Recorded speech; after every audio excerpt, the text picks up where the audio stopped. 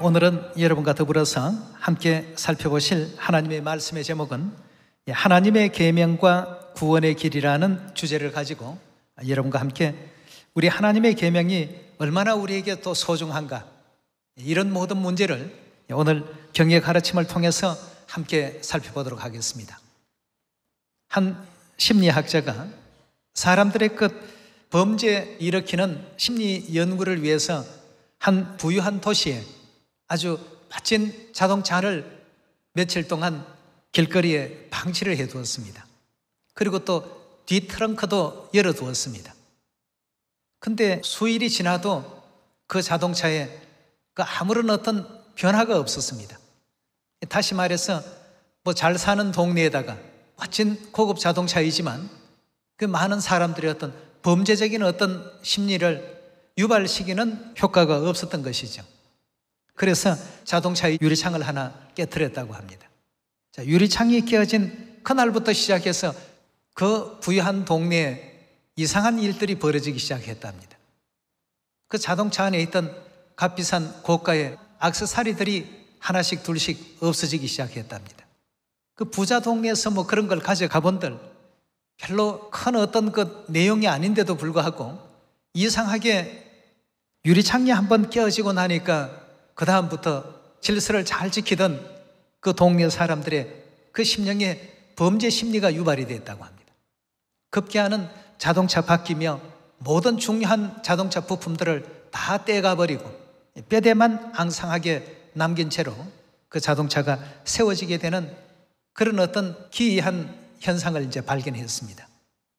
그래서 이제 이런 내용을 가지고 이 우범지대의 범죄율을 어떻게 하면 낮출 수 있을까?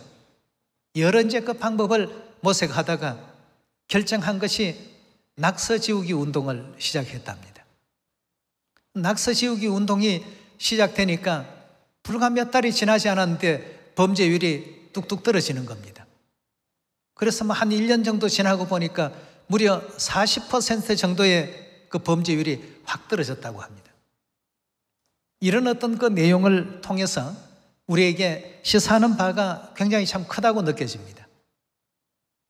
한 사람의 작은 어떤 범죄 행위가 수많은 어떤 그 범죄를 유발을 시키고 하나의 어떤 그 청결 운동이 많은 사람들의 어떤 범죄를 저지르고 싶은 마음들을 갖다가 다 물리칠 수 있는 학자들 간에 수사관들의 수를 늘리는 것이 방법이 아니라 우리 주변 어떤 그 환경을 하나씩 정화시켜 나가는 것이 범죄 예방에 도움이 된다는 결론을 얻게 되었습니다. 오늘 이 얘기를 왜 여러분께 드리느냐 하면 원수마귀는 하나님의 율례와 규례와 법도를 처음에 작은 것부터 깨트리기 시작했습니다. 작은 유리창 하나를 깨트리는 범죄같이 별것 아닌 것 같은 일을 저지르고 나니까 그 다음부터 사람들은 어떤 심령을 갖느냐, 범죄를 저지르는 이런 일에 마음이 담대해지기 시작했습니다. 처음에는 안식일 하나에서부터 토요일이면 어떻고 일요일이면 어떠냐, 하루 차이 아니냐, 그날이 그날 같으니까 이런 내용을 가지고 하나님의 율례와 규례를 깨어가기 시작했습니다. 자, 그러다 보니까 새언약 유월절도 깨어지고 절기도 깨어지고 급기야는 율례와 규례와 법도를 제정하신 우리 인류에게 인류 구원을 위해서 허락해 주신 새언약의 율법의 창조자가 되신 하나님마저도 부인하는 일까지 스스럼 없이 하게 된 것입니다. 그래서 하나님께서 이 땅에 다시 오셨습니다. 아버지 안성님께서 또 하늘어머니께서 이 땅에 오셔서 잃어버렸던 안식일, 유월절, 새언약, 절기 모든 어떤 성경의 가르침과 교훈들을 우리 자녀들에게 하나씩 하나씩 회복시켜 주시고 지킬 수 있도록 지금까지 이끌어 주시고 인도해 주셨습니다. 하나님의 계명이 얼마나 중요한지, 안식일이 얼마나 귀한지, 하나님께서 주신 율례와 규례와 법도는 이런 의미가 있다는 것부터 시작해서 하나씩 하나씩 예전처럼 회복시켜 나갔습니다. 부유층들이 살고 있는 그 동네에 그 아주 멋진 자동차를 며칠을 세워놔도 사람들이 별 관심이 없다가 유리창이 하나 깨어지는 그날부터 시작해서 관심을 갖기 시작했습니다. 무슨 관심이냐 하면 범죄에 대한 관심이었습니다. 범죄적인 심리가 거기서부터 발생이 되더라는 것입니다. 이처럼 하나님의 어떤 율례와 규례와 법도가 하나가 깨어지니까 어떻게 됩니까? 사람들은 하나님의 그 율례와 규례와 법들을 지키지 않는 것을 당연시 하기 시작합니다. 안식일이면 어떻고 일요일이면 어떠냐? 6월절이면 어떻고 크리스마스면 어떠냐? 하나님만 기념하면 되지. 이런 어떤 것 생각들이 스스럼 없이 가져지다가 나중에는 급기야 새 언약을 주시고 안식일을 주시고 6월절을 주신 하나님마저도, 하나님의 어떤 존재마저도 어떻게 합니까? 부정을 해버리고 부인을 해버리고, 이런 것이 이제 결국 사단이 원했던 길이었습니다. 그러나 우리 하나님께서 그 사단이 깨어놓은 모든 진리를 원래의 것과 같이 어떻게 했습니까? 하나씩 하나씩 지금 복구시켜 놓으셨습니다. 깨어진 안식일을 회복시켜 놓으시고, 깨어진 6월절을 또다시 복구시키시고, 깨어진 새 언약을 회복시키시고, 깨어진 절기를 회복시키시고, 마치 뉴욕의 어떤 범죄율을 낮추는 데 있어서 수사관의 인력들도 필요하겠지만, 그러나 그것은 단지 죄를 지은 사람을 잡아들이는 수동적인 어떤 행위라고 한다면 좀 더 능동적이고 적극적인 어떤 내용으로 낙서지우는, 주변의 환경이 밝아지기 시작하니까 사람들의 어떤 범죄 심리도 점점 이제 떨어지더라는 것입니다. 우리 하나님께서 하늘에서 죄를 짓고 이 지상에 쫓겨 내려왔던 우리 인류 인생에게 이제는 다시는 범죄하지 않게 하기 위해서 새 언약 진리를 그래서 더 중요하게 여기고 하나님의 율례와 규례와 법도를 더 절대시하라는 이와 같은 교훈을 주시게 된 것입니다. 이거 하나쯤이야 라고 했던 그 작은 것은 결국 우리 영혼을 파괴시킵니다. 그 작은 것이 절대 작은 것이 아니죠. 그래서 우리가 하나님의 계명을 지키는 것이 곧 우리 영혼의 구원의 길이라는 것을 오늘 성경의 가르침을 통해서 한번 배워보도록 합시다. 예. 요즘 또 날씨가 많이 덥죠. 예, 날씨가 많이 지금 더울수록 늘 생각나는 것이 우리 하나님께서 이 자연을 통해서도 우리에게 실물적인 어떤 교훈을 지금 주시구나. 날이 또 얼마나 뜨거운지, 또 유럽 쪽에는 50도까지 상승하는 그런 나라들도 있고, 지금 모든 것이 다 평생의 처음입니다. 이런 이제 더운 날씨를 보면서 이 정도 더위에도 이렇게 괴로운데 이보다 더한 곳에서 세세토록 살라고 한다면 얼마나 더 괴로울까 말이죠. 누가복음 16장에 부자가 아브라함으로 표상되어 있는 하나님께 말하기를 나사로를 보내서 손가락 끝에 물 한 방울을 찍어서 내 혀를 서늘하게 하소서. 여러분, 손가락 끝에 물 찍어서 혀 끝에 갖다 대준다고 해서 그것이 그리 시원함을 느낄 수 있는 그런 환경입니까? 근데 그 정도 맛이라도 좀 보게 해달라고 간청하는 곳이 영원한 지옥이라고 하니까 우리가 지금 전하고 있는 새 언약의 진리들 얼마나 인류에게 소중한 것입니까? 이 소중한 것을 그저 안식일은 이래서 지키나 보다, 6월절은 이래서 지켜야 되는가 보다, 성경에 있는 어떤 문헌상의 기록이니까 이런 정도로 생각할 것이 아니라 이런 고통받는 곳에 오지 않게 하소서 하고 외쳤던 비유 속에 등장하는 부자의 그 애타는 그 심령을 이해하면서 우리 하나님의 계명을 더 중히 여기고 존중히 할 줄 아는 우리 모두가 되어야 되겠습니다. 이사야 24장 1절의 가르침을 함께 보겠습니다. 여호와께서 땅을 공허하게 하시며 황무하게 하시며 뒤집어 엎으시고 그 거민을 흩으시리니 백성과 제사장이 일반일 것이며 종과 상전이 일반일 것이며 비자와 가모가 일반일 것이며 사는 자와 파는 자가 일반일 것이며 체급하는 자와 채용하는 자가 일반일 것이며 이자를 받는 자와 이자를 내는 자가 일반일 것이라. 땅이 온전히 공허하게 되고 온전히 황무하게 되리라. 여기서 땅이라고 하는 것은 영어 성경에는 보면 지구라고 되어 있죠.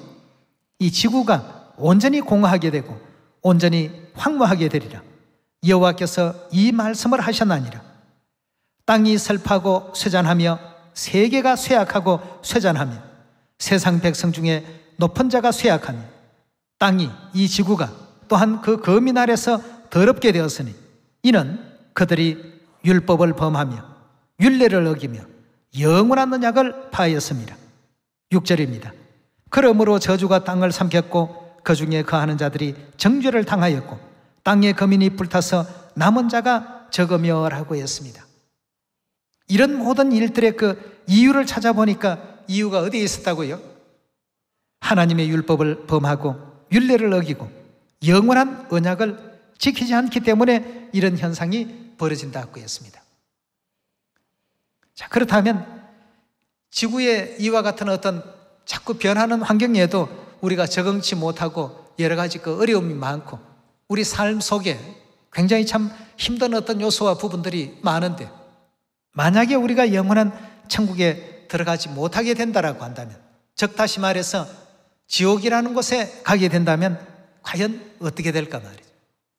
그 고난의 연기가 세세토록 올라가리로다 말씀하신 계시록의 그 예언의 장면들, 이런 어떤 그 세계 속에 우리가 가게 된다면 과연 어찌 되겠습니까?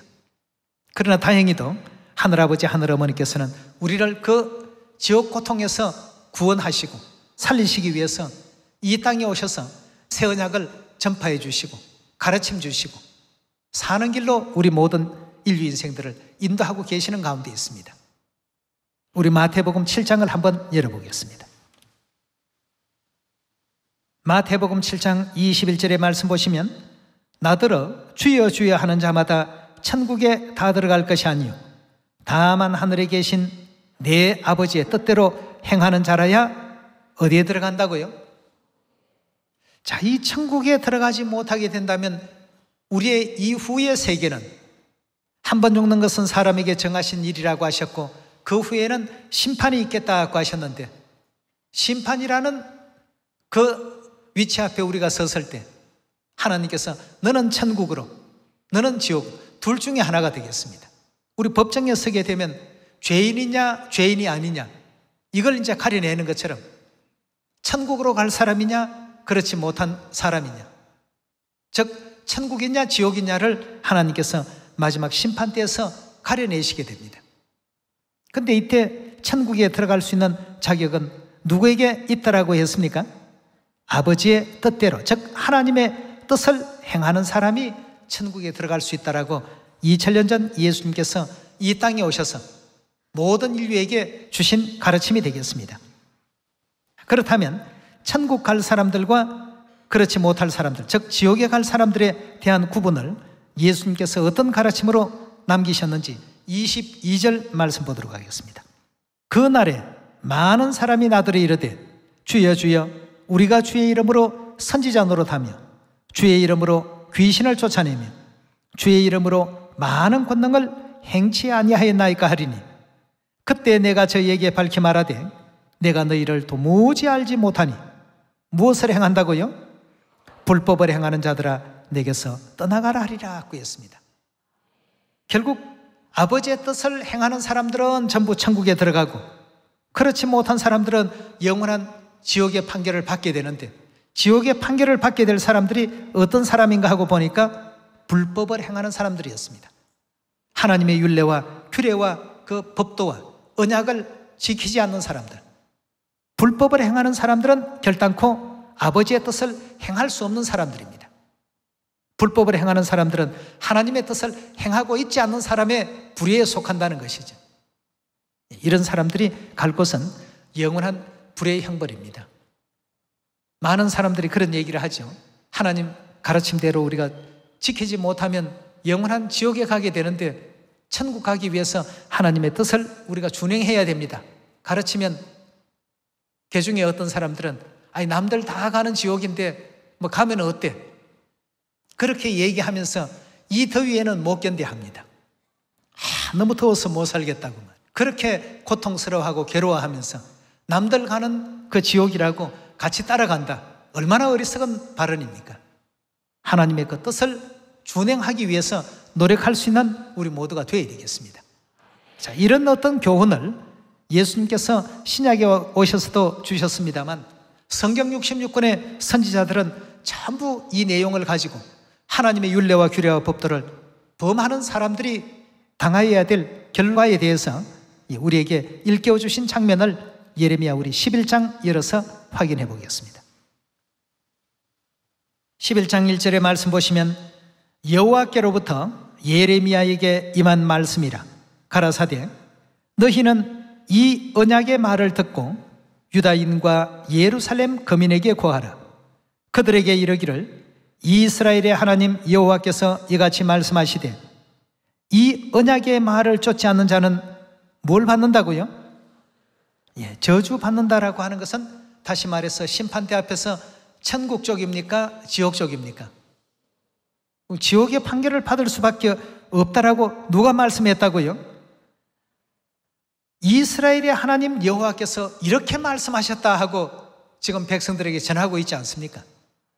이 언약의 말을 쫓지 않는 자, 즉 따르지 않는 자는 저주가 임할 수밖에 없다는 것을 우리에게 또 알려주고 있습니다. 4절에 계속 보겠습니다. 이 언약은 내가 너희 열조를 쇠풀무 애굽 땅에서 이끌어내던 날에 그들에게 명한 것이라. 곧 내가 이르기를 너희는 나의 목소리를 청종하고 나의 모든 명령을 쫓아 행하라. 그리하면 너희는 내 백성이 되고 나는 너희 하나님이 될 것이라 고 했습니다. 이렇게 하나님의 말씀을 준행하고 지키게 되면 하나님은 우리 하나님이 될 것이고 우리는 하나님의 백성이 된다라고 이렇게 약속을 주셨고, 그렇지 못하게 되는 곳에는 전부 저주가 임하게 될 것이다. 하나님께서 우리를 위협하고 협박하기 위해서 주신 말씀이 아닙니다. 반드시 이런 일들이 일어나기 때문에 그 진실되고 참된 사실을 선지자를 통해서 우리에게 전하고 알려주신 것이죠. 예레미야 16장 10절의 말씀 보시면 내가 이 모든 말로 백성에게 고할 때 그들이 내게 묻기를 여호와께서 우리에게 이 모든 큰 재앙을 광포하심은 어찌미며 우리의 죄악이 무엇이며 우리가 우리 하나님 여호와께 범한 죄는 무엇이뇨 하거든. 11절입니다. 너는 그들에게 대답하기를 여호와께서 말씀하시되 너희 열조가 나를 버리고 다른 신을 쫓아서 그들을 섬기며 그들에게 절하고 나를 버려 뭘 지키지 않았다고요? 하나님의 그 율법을 지키지 않는 이 현상 한 가지만 보면 이미 너희가 다른 신을 섬기고 있고 하나님을 배반하고 있고 이런 어떤 현상까지도 하나님께서는 다 알 수가 있다라고 했습니다. 너희가 내 법을 지키지 아니하였습니다. 그러니 이 큰 재앙이 너희들에게 임할 수밖에 없다라고 이렇게 하나님께서 설명하고 계십니다.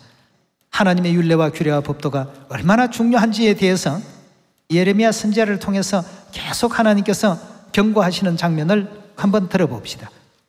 예레미야서 44장 22절입니다.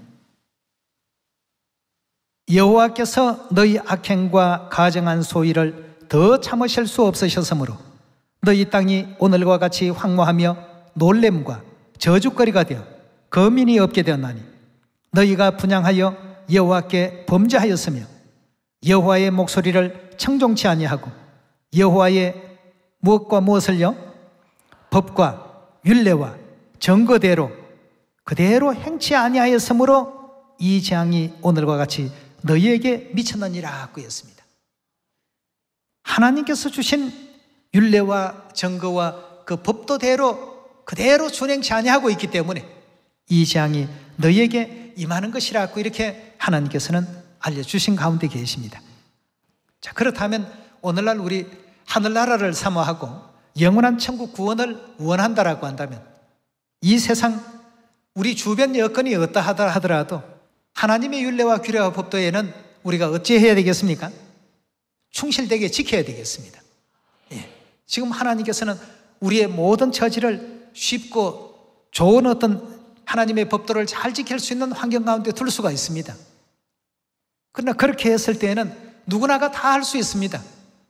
그래서 그리 하지 못할 어떤 환경 가운데도 더 보십니다. 그 환경 가운데 하나님의 율례와 규례와 법도를 꼭 지켜야 되겠다라고 애쓰고 수고하는 그 모든 노력들을 보시면서 우리의 진실된 우리 중심을 하나님께서는 파악하시고 우리가 가지고 있는 하나님에 대한 믿음 여부를 알게 되시는 것 아니겠습니까? 옛날에 한 그 부잣집에 한 도령이 있었습니다. 아버지가 그 이 아들에게 재산을 그냥 상속해도 될까? 과연 이 자녀가 가산을 많이 또 이렇게 세울 수 있을까? 그것이 굉장히 궁금해서 아들에게 하루는 부탁을 했습니다. 너가 오늘 나가서 길거리에서 뭘 하더라도 네 스스로 땀 흘려서 한번 돈을 한번 벌어와 봐라 말이죠. 그냥 부모님 어떤 가지고 있는 재산만 축내고 쓸 것이 아니라 그 아들이 길에 나가서 뭐 노동을 해본 적도 없고 뭐 장사를 해본 적도 없고 아무것도 한 것 없이 빈손으로 돌아왔습니다. 엄마가 가만히 보니까 참 딱해 보였습니다. 그래서 아들에게 엽전 3냥을 아버지 몰래 건네주었습니다. 이걸 가지고 너 아버지 노여움도 좀 삭히도록 하고 네가 좀 돈을 벌어왔다라고 이렇게 얘기를 하려무나 하고 엽전 3냥을 주었습니다. 아들은 엄마가 주는 거니까 또 그냥 받아서 아버지 나 오늘 돈 벌어왔어요 하고 엽전 3냥을 아버지께 이제 갖다 드렸습니다. 아버지가 이걸 보더니 예끼놈 하면서 아주 화를 팔컥 내더니 그걸 장작불이 타고 있는 부엌 아궁이에다가 집어 던져버리는 겁니다. 집어 던지니까 이 아들이 그냥 멀뚱멀뚱 쳐다만 보고 있었습니다. 그래서 아버지가 너가 나를 속여서는 안 된다. 내 몸으로 직접 번 돈을 한번 가져와 봐라 말이죠. 이건 네가 직접 번 돈이 아니다 말이에요. 이렇게 해서 그 다음에도 또 그런 일들이 몇 차례 반복되었습니다. 그때마다 이제 엄마가 옆에서 도와주었습니다. 그 번번이 아버지께 발각이 되었습니다. 이건 너가 번 돈이 아니다 말이에요. 그런데 어느 날은 정말 참 이렇게 해서는 안 되겠다. 진짜 한번 아버지 소원대로 땀 흘려서 한번 돈을 벌어보자. 이렇게 해서 정말 나무집에 그 귀한 도령이 땀 흘려가면서 농사일도 거들고 장작도 펴고 정말 그렇게 해서 한 냥의 그 동전을 받아왔습니다. 이건 진짜 참 내가 오늘 땀 흘려서 번 돈이니까 아버지 마음에 드실 거라고 한번 보시라고 말이에요. 그러니까 아버지께서 예끼놈 너가 나를 속이려고 하느냐 하고 또 던져버렸습니다. 그러니까 이 아들이 깜짝 놀라서 그 아궁이 불을 뒤져가면서 그 돈을 끄집어내려고 말이죠. 내가 얼마나 땀 흘려 번 돈인데 이런 걸 그 아궁이에 던지시면 되느냐고 말이죠. 이렇게 하면서 그 돈을 찾으려고 애를 썼습니다. 그제야 아버지가 그 돈은 진짜 너가 땀 흘려서 번 돈이 맞다 말이죠. 그렇게 얘기를 하더랍니다. 하나님께서 율례와 규례와 법도를 지키라는 이 명령을 주시고 우리 환경을 때로는 어려운 환경 가운데 때로는 잘 지킬 수 있는 환경 가운데 모든 환경 가운데 다 두어보십니다. 다 잘 지킬 수 있는 환경 가운데 모든 사람들을 두게 된다면 누가 하나님의 어떤 율례와 규례와 법도를 얼마나 더 가치 있게 생각하는지는 알 수가 없습니다. 그러나 어려운 환경 가운데 두었을 때 정말 그 환경을 극복하면서도 지키려고 하는 사람들, 이런 사람들이야말로 진정 하나님의 율례와 규례와 법도가 얼마나 중요하다는 것을 알고서 그렇게 준행하는 자 아니겠습니까? 하나님께서는 이런 많은 방법을 가지고 이런 많은 방향으로 우리의 어떤 것 중심을 들여다보고 계십니다. 여러분, 하나님의 계명이 우리로 하여금 구원의 길로 이끄시는 진실한 천국 길이라는 사실을 하나님께서 우리에게 가르침을 주기 위해서 여러 가지 장애물도 때로는 두십니다. 안식일만 되면 이상하게 뭐 어떤 일이 생기더라. 안식일과 물질 사이에 저울질하게 만드는 경우도 있고 또 안식일만 되면 교회에 가지 못할 어떤 일들이 자꾸만 생깁니다. 그래서 이런 모든 내용을 통해서 과연 하나님의 어떤 율례와 규례와 법도를 세상의 그 어떤 것보다도 더 중하게 여기는가, 가볍게 여기는가, 이런 내용을 가지고 하나님은 우리의 믿음의 무게를 측정하고 계시고 그 믿음의 무게를 지금 달아보고 계신다고 했습니다. 출애굽기 15장 25절의 말씀 함께 보겠습니다. 모세가 여호와께 부르짖었더니 여호와께서 그에게 한 나무를 지시하시니 그가 물에 던짐에 물이 달아졌더라. 거기서 여호와께서 그들을 위하여 뭘 정하셨다고요? 법도와 율례를 정하시고 그들을 어떻게 했다고요? 그 법도와 율례를 잘 지키는가 지키지 못하는가를 하나님께서 전부 측정해 보셨더라고 했습니다. 여러분, 우리에게 하나님의 법인 안식일이 있고 유월절이 있고 수건의 규례가 있고 우상 숭배를 금지하는 그러한 법이 있고, 또 아버지와 아들과 성령의 이름으로 침례받는 법이 있고, 생명에 이른 새 언약의 진리의 법도를 하나님께서는 우리에게 다 허락하셨습니다. 이 모든 것이 결국 알고 보면 다 누구를 위한 것이라고 했습니까? 새 언약을 세우실 때에도 예수님께서 뭐라고 했죠? 이자는 내 피로 세운 새 언약이니 곧 너희를 위하여 이와 같이 붙는 것이라고 했습니다. 전부 우리 위한 것이라는 이 사실들을 잊지 않는 우리가 되어야 되겠습니다. 하나님의 이 율례와 규례와 법도, 이 계명 지키는 문제에 대해서 사도 요한에게 하나님께서 주신 계시의 장면 한 가지 보도록 하겠습니다. 요한계시록 14장 6절의 말씀 보겠습니다. 또 보니 다른 천사가 공중에 날아가는데 땅에 거하는 자들 곧 여러 나라와 족속과 방언과 백성에게 전할 무슨 복음을 가졌더라고요? 영원한 복음을 가졌더라. 그가 큰 음성으로 가로되 하나님을 두려워하며 그에게 영광을 돌리라.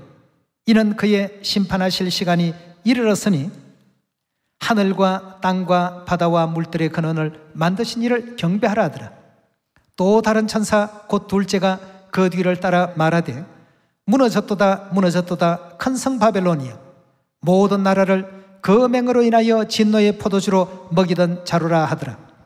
또 다른 천사 곧 셋째가 그 뒤를 따라 큰 음성으로 가로되 만일 누구든지 짐승과 그의 우상에게 경배하고 이마에나 손에나 표를 받으면 그도 하나님의 진노의 포도주를 마시리니 그 진노의 잔에 섞인 것이 없이 부은 포도주라.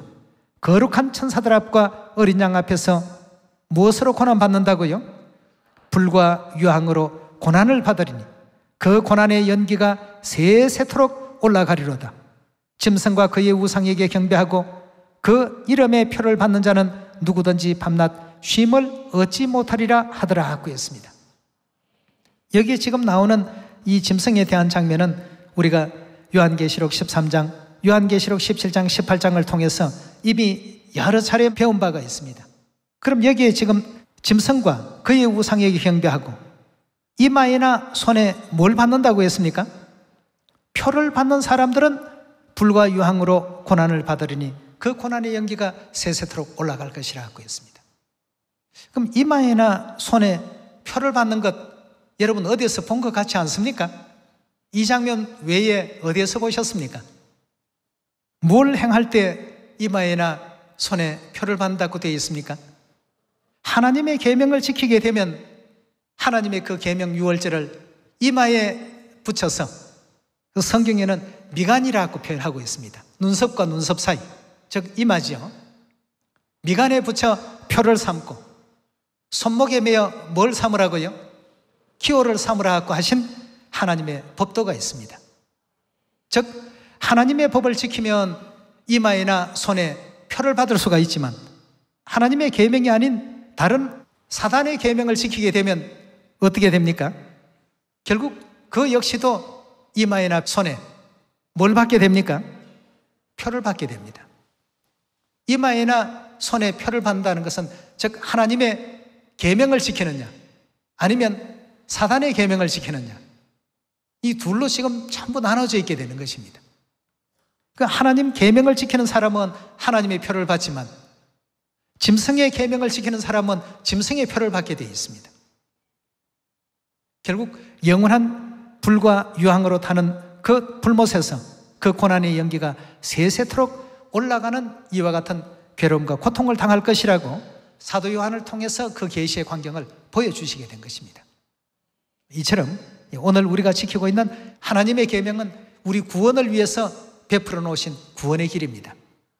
이 구원의 길에 한 사람도 또 한 영혼도 낙오되거나 잘못됨이 없이 안식일, 유월절, 또 3차 실계절기, 새 언약의 모든 진리의 법도 어느 것 하나라도 잃어버리지 아니하고 놓치지 아니하고 하나님의 그 계명이라면 정금보다도 더 소중히 여기겠습니다 했던 다윗의 그 마음과 같이 우리의 믿음도 그런 어떤 믿음을 갖고서 하나님 정하신 그 길을 따를 수 있는 여러분과 제가 꼭 되시길 부탁드리겠습니다. 감사합니다.